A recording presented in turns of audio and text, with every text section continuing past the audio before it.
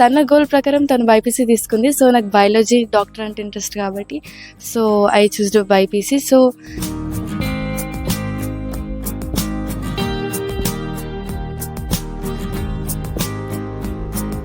Hard work చేస్తున్నప్పుడు ఒక కొంచెం రిలాక్సేషన్కి రెస్టింగ్ టైం ఇవ్వాలి, కానీ ఎగ్జామ్స్ ఇంకా చాలా టైం ఉందిలే అప్పుడు చూసుకుందాంలే అన్నట్టు.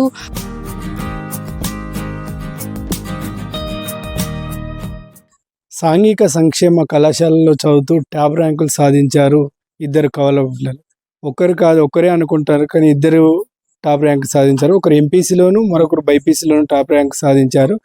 మొన్న ప్రకటించిన ఇంటర్మీడియట్ ఫలితాల్లో అయితే వాళ్ళు ఇద్దరు కవల పిల్లలు, ఒక ఆమె శార్వాణి, మరొక ఆమె ప్రజ్ఞాని, ఇద్దరు కూడా టాప్ ర్యాంక్ సాధించి కాలేజీకి మంచి పేరు తెచ్చారు. ప్రస్తుతం ఇద్దరు కవల పిల్లలు మనతో పాటు ఉన్నారు. వారిని అడిగి తెలుసుకునే ప్రయత్నం చేద్దాం. ఇంటర్మీడియట్ మొదటి సంవత్సరంలో వీరిద్దరు టాప్ ర్యాంక్ లెవెల్స్ సాధించారు.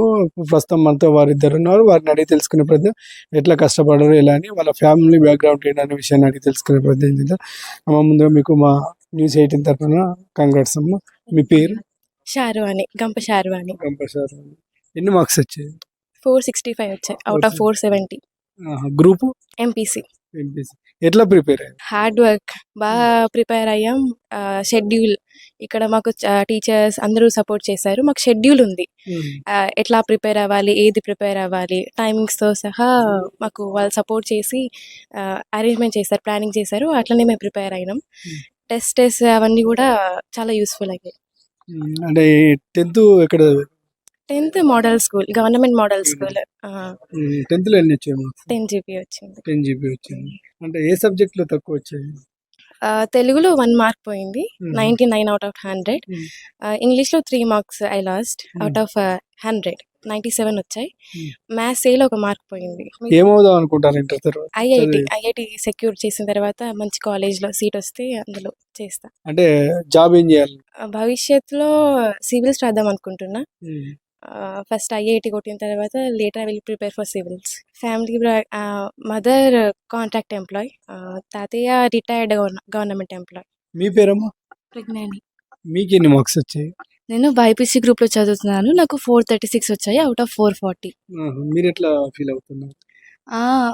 హ్యాపీగా ఫీల్ అవుతున్నాను, కానీ వచ్చుంటే ఇంకా 1 మార్క్ 2 మార్క్ వచ్చుంటే ఇంకా బాగుండేది. పర్లేదు, నాకైతే సాటిస్ఫాక్షన్గా ఉంది.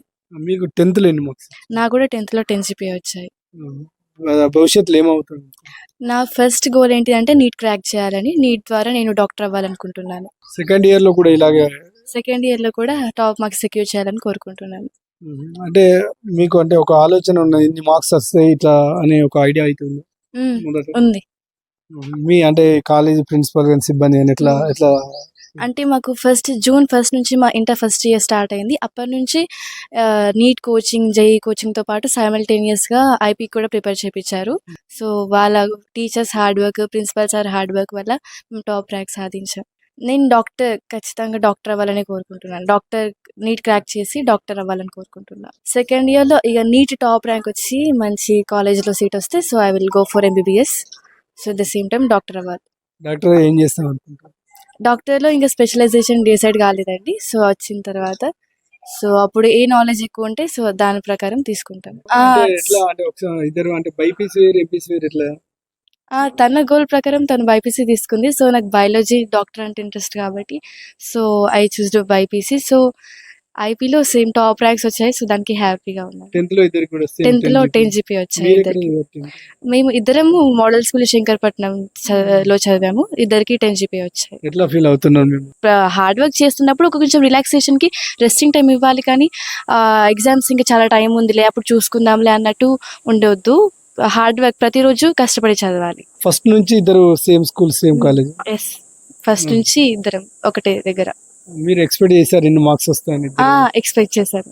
థ్యాంక్ యూ అండి. చూశారు కదా, అంటే తండ్రి లేకుండా తల్లి కష్టపడి చదివించిన ఆ కష్టాన్ని మాత్రం మర్చిపోకుండా ఆ కష్టాన్ని వీళ్ళు ఛాలెంజ్ తీసుకొని ఇద్దరు కూడా మొదటి నుంచి అంటే మొదటి నుంచే కానీ ఇప్పటి వరకు కానీ ప్రతి తరగతిలో కూడా టాప్గానే వస్తున్నారు.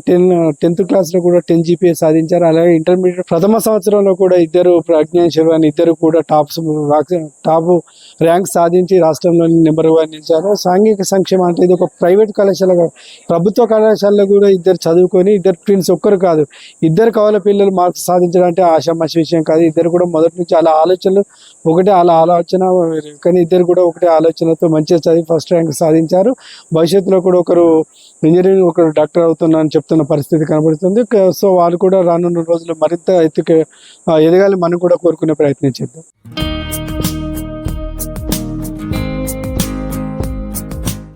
తన గోల్ ప్రకారం తను బైపీసీ తీసుకుంది. సో నాకు బయాలజీ డాక్టర్ అంటే ఇంట్రెస్ట్ కాబట్టి so I choosed BiPC. So